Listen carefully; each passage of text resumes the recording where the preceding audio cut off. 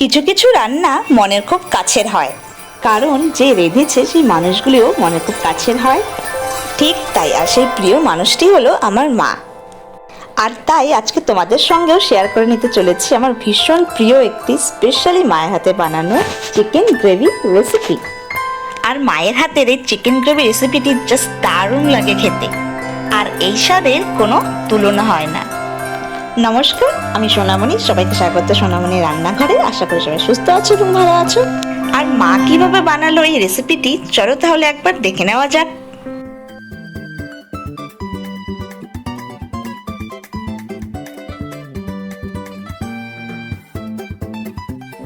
এই যে এখানে আমরা মাংস ধুয়ে একদম পরিষ্কার করে নিয়েছি। এখানে প্রায় 1 কিলোর মতো মাংস আছে। আর এতে নিয়ে নিচ্ছি আমরা হলুদ।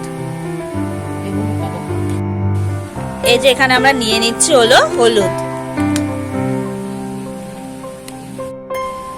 আর এই যে এখানে যে মশলাটা নিয়ে নিচ্ছে সেখানে আছে হলো আমাদের গরম মশলা গুঁড়ো, জিরে, কাঁচা লঙ্কা, রসুন, আদা পেস্ট, যেটা কিনা মা একদম কিন্তু পাটাতেই পুরোটা বেটে নিয়েছে।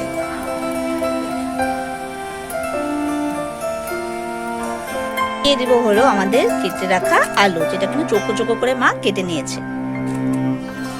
দিয়ে দিচ্ছে এবার হলো টমেটো কুচি। এখানে প্রায় আমরা 2টোর মতো টমেটো মা নিয়ে নিয়েছে। আর এবার দিয়ে দিচ্ছে হলো পেঁয়াজ কুচি, যেখানে মা নিয়ে নিয়েছে 3টের মতো পেঁয়াজ, ঠিক আছে। আর এবার যাচ্ছে হলো সর্ষের তেল। এখানে কিন্তু সর্ষের তেল না, এটা নিয়েছে মা রাইস ব্র্যান অয়েল। ওকে, এবার পরিমাণ মতো অল্প লবণ নিয়ে নিচ্ছে। এবার হলো মাখার পালা। সবকিছুকে ভালো করে মেখে আমাদের কিন্তু ম্যারিনেট করে নিতে হবে। সত্যি মায়েদের এই সাবেকি ভাবে যে মাংসগুলো করা হয় সেটার কিন্তু স্বাদই অন্যরকম হয়। আর এর সাথে সাথে কিন্তু সত্যি অন্য কোনো আর তুলনাই হয় না। আর কিছু কিছু স্বাদ কেন জানি না মায়েদের হাতেরই ভালো লাগে, যেটা কিনা যে মায়েদের হাতে সাবেকি মাংসের ঝোল, যেটা মা না আর মা কিনা আজকে আমার জন্য বানাচ্ছে। আর তোমাদের মায়েরা কিভাবে মাংসের ঝোল বানায় সেটাও কিন্তু আমাকে অবশ্যই জানাবে।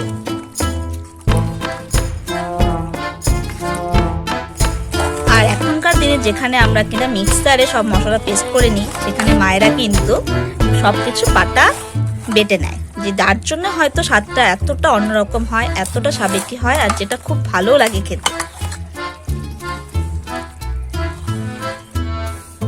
আর এবার এটাকে আমাদের ম্যারিনেট করে রাখা মাংসকে কিন্তু আমাদের প্রায় 10 মিনিট কি 15 মিনিটের মতো আমাদের রেখে দিতে হবে ঢেকে। প্রায় 15 থেকে 20 মিনিটের মতো ম্যারিনেট করে রাখার পর মা এবার এখানে আমাদের কড়াইয়ে কিন্তু পুরোটা ঢেলে নিচ্ছে।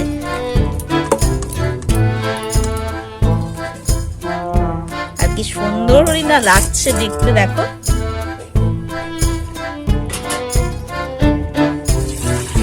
এবার নিয়ে নিচ্ছে ম্যারিনেট করে রাখা পাত্রের মধ্যেই আর একটু জল, যেটা কিনা মা দিয়ে দিচ্ছে একবারে সবকিছু কিন্তু। আর মায়ের রান্নাটা কিন্তু একদম অন্যরকম হবে, একদম সাবেকি ভাবে হবে। চলো তাহলে দেখে নিই কিভাবে মা পুরো রেসিপিটা পরবর্তী পর্যায়ে কি কি করছে।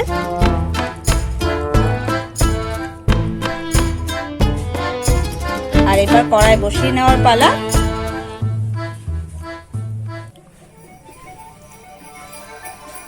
আর এবার কিন্তু মা মাংসটাকে ঢেকে দিচ্ছে, ঠিক আছে। আর এখানে প্রায় আমাদের 20 থেকে 25 মিনিটের মতন কিন্তু এইভাবেই আমরা ঢেকে ঢেকে রান্না করতে হবে। আর আঁচটাও খুব একটা বেশি ফুল বাড়িয়ে দিলে চলবে না, এখানে আমাদের প্রায় মিডিয়াম ফ্লেমেই আমরা রাখবো।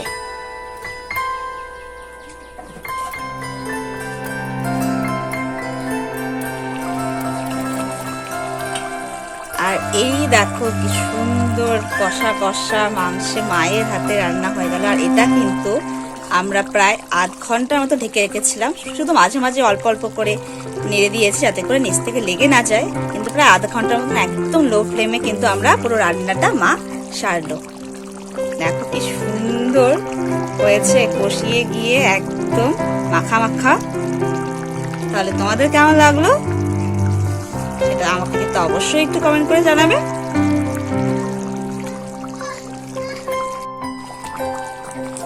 আর এই দেখো মার হাতের এই মাংসের রেসিপি খুব সুন্দর ভাবে একদম কষা কষা গ্রেভি গ্রেভি হয়ে গেছে, একদম কিন্তু রেডি আমাদের এই রেসিপি। তাহলে তোমাদের মায়ের হাতের মাংসের রেসিপি কেমন লাগলো অবশ্যই জানাবে। আর তোমাদের মায়েরা কিভাবে তোমাদের মাংসের রেসিপি বানায় সেটাও কিন্তু আমাকে অবশ্যই একটু জানাবে।